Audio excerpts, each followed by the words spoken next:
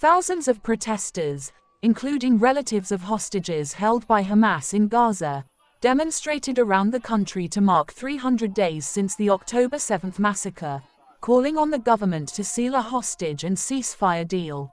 Family members of hostages and demonstrators gathered in Tel Aviv to mark 300 days since the October 7 attack on southern Israel that triggered war in the Palestinian enclave. Protesters set up a 300 sign on fire and launched lanterns in the sky.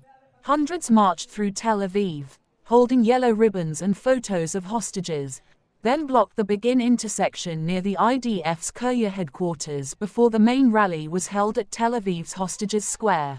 The families bound themselves in chains while walking along the route, representing the suffering of their loved ones in the Gaza Strip, and unfurled a 40-meter-long flag counting the days since the war's outset. Similar protests were held around the country, including in Jerusalem, Beersheba and Herzliya. At the Hostages Square event, the Hostages and Missing Families Forum first displayed a brief video on the main stage from January of this year, when a few dozen hostage families had gathered near the southern border to shout, sometimes cry, through giant loudspeakers in the direction of the Gaza Strip in hopes that their loved ones would hear them.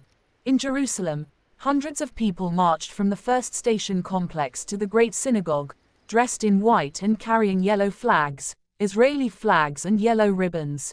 A final deal to halt nearly 10 months of war and release Israeli hostages and Palestinian prisoners has been complicated by changes sought by Israel, sources have said, and there was no sign of progress at the latest round of talks in Rome.